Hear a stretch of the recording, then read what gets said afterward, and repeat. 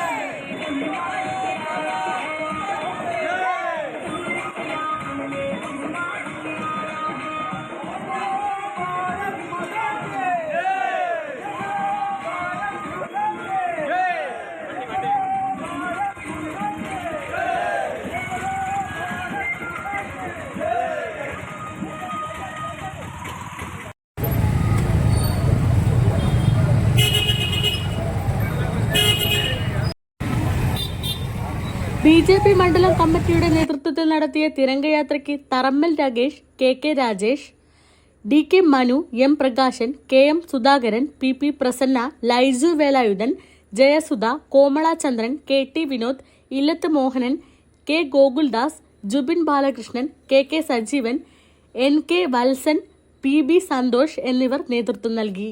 തീർത്ത KM, Truevision news, Perambra.